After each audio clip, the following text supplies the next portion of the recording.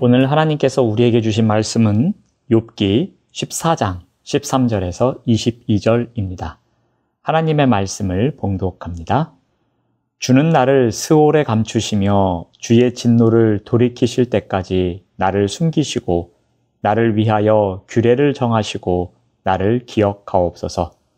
장정이라도 죽으면 어찌 다시 살리이까? 나는 나의 모든 고난의 날 동안을 참으면서 풀려나기를 기다리겠나이다.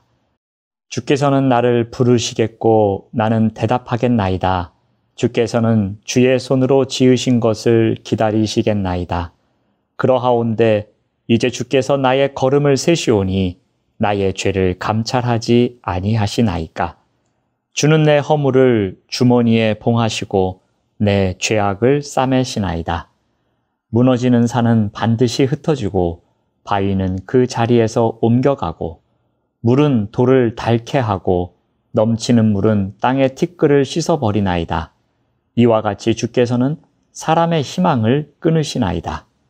주께서 사람을 영원히 이기셔서 떠나게 하시며 그의 얼굴빛을 변하게 하시고 쫓아 보내시오니 그의 아들들이 존귀하게 되어도 그가 알지 못하며 그들이 비천하게 되어도 그가 깨닫지 못하나이다. 다만 그의 살이 아프고 그의 영혼이 애곡할 뿐이니이다. 아멘. 오늘 말씀의 제목은 희망이 보이지 않을 때입니다. 욥은 더 이상 희망이 보이지 않는다고 합니다. 왜 이런 생각을 합니까? 우리 19절 말씀을 보시면 이와 같이 주께서는 사람의 희망을 끊으시나이다 라고 기록합니다. 하나님께서 희망을 끊으셨기 때문입니다. 절대적 능력과 주권을 갖고 계신 하나님께서 직접 작은 희망마저도 끊으셨기 때문입니다. 자, 그렇다면 이 희망이 없는 삶은 어떤 것을 말하는 것일까요? 먼저 희망이 없다는 것은 사라짐을 의미합니다. 18절에서 19절 말씀을 봅니다. 무너지는 산은 반드시 흩어지고 바위는 그 자리에서 옮겨가고 물은 돌을 닳게 하고 넘치는 물은 땅의 티끌을 씻어버리나이다. 무너지는 산이 나옵니다. 하나님의 힘과 능력은 언제나 그 자리에 뿌리 박혀 있을 것이라고 믿었던 산도 무너지게 하신다는 겁니다. 또한 바위가 나옵니다. 바위도 전혀 움직일 것이 아니라고 생각했는데 하나님은 바위도 움직이게 할 수 있다는 것입니다. 또한 물이 나옵니다.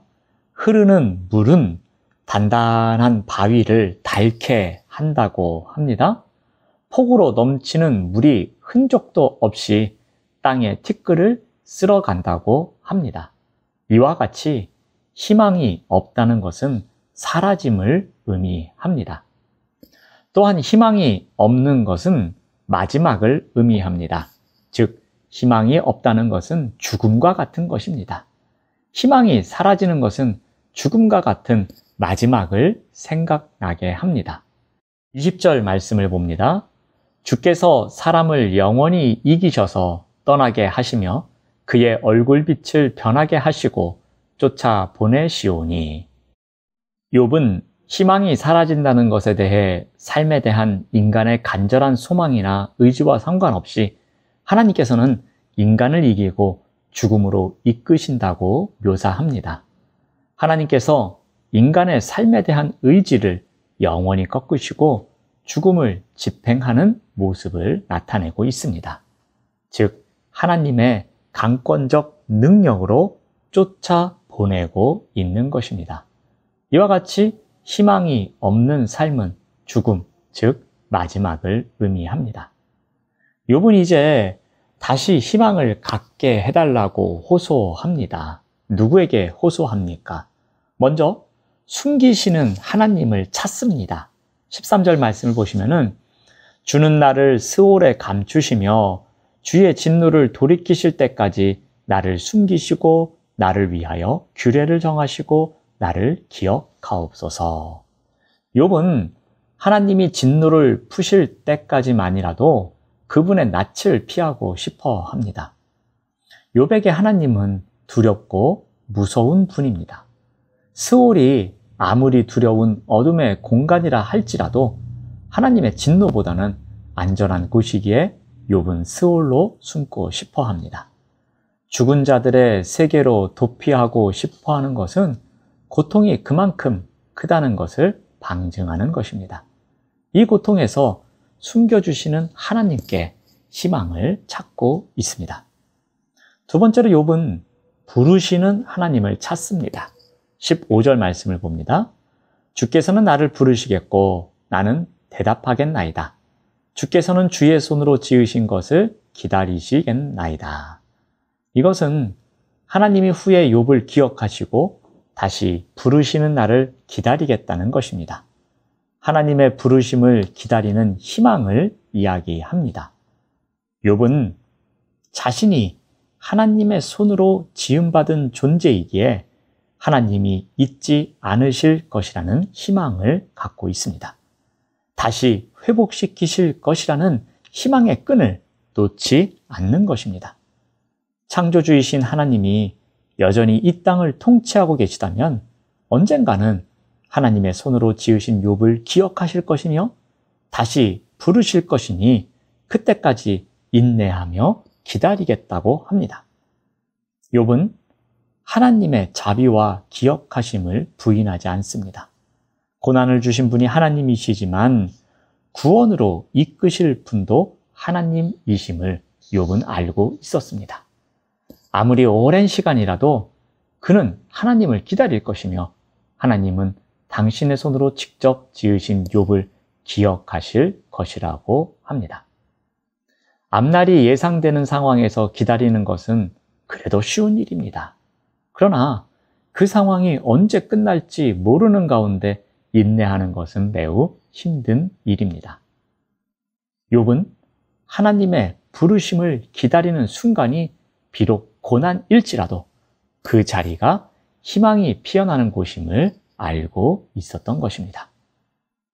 욥은 마지막으로 싸매시는 하나님을 찾습니다. 허물을 덮어주시는 하나님에게서 희망을 발견하고자 한 것입니다. 17절 말씀을 봅니다. 주는 내 허물을 주머니에 봉하시고 내 죄악을 싸매시나이다. 아무리 욥이 허물을 잡힐 만한 일을 했을지라도 또 죄를 지었을지라도 징벌의 이유로 삼지 말아달라는 것입니다. 바로 여기에 희망을 갖고 있는 것입니다. 오히려 하나님은 허물을 덮어주시는 분이며 죄악을 싸매주시는 분이라는 희망을 갖고 있는 것입니다. 이와 같이 허물을 덮어주시고 죄악을 싸매주시는 하나님으로부터 희망을 찾고 있는 것입니다. 하지만 이와 같은 모든 것은 욥의 희망에 불과합니다. 현실은 여전히 절망적인 상황 속에서 희망 없는 삶을 살고 있습니다. 이 순간 욥은 어떻게 합니까? 우리 22절 말씀을 봅니다. 다만 그의 살이 아프고 그의 영혼이 애곡할 뿐이니이다. 욥이 할 수 있는 유일한 일은 애곡하는 것이었습니다. 아파하면서 우는 것이 그가 할 수 있는 유일한 일이었습니다. 욥이 보일 수 있는 반응이었습니다. 욥의 표현대로 하나님의 진노 아래에 있는 형벌을 당하는 영혼이 할 수 있는 일이라고는 그저 형벌을 받으며 그 아픔 때문에 우는 것이 전부였습니다. 사랑하는 여러분, 희망이 보이지 않을 때 우리는 어떻게 합니까?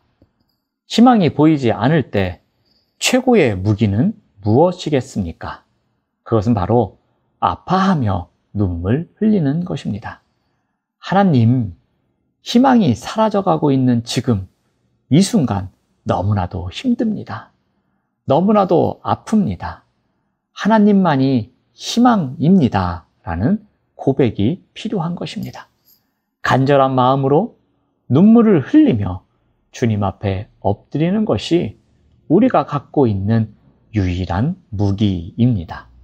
하나님의 마음을 움직일 수 있는 최선의 방법입니다. 오늘도 우리가 살아가는 가운데 희망이 보이지 않는 일이 생길 수도 있습니다. 그러한 일이 생기더라도 그 자리에서 우리가 해야 할 일은 하나님, 제가 아픕니다. 하나님, 제가 기도합니다. 하나님, 희망이 사라져가고 있는 이 순간 하나님께서 만져 주십시오라고 기도하는 자리로 나아가야 할 것입니다. 기도하겠습니다. 하나님 감사합니다. 희망이 보이지 않는 그 순간 절망하고 좌절하는 것이 아니라 아파하며 눈물 흘리면서 주님 앞에 나아가는 우리의 삶이 되도록 인도하여 주시옵소서. 예수님의 이름으로 기도드립니다. 아멘.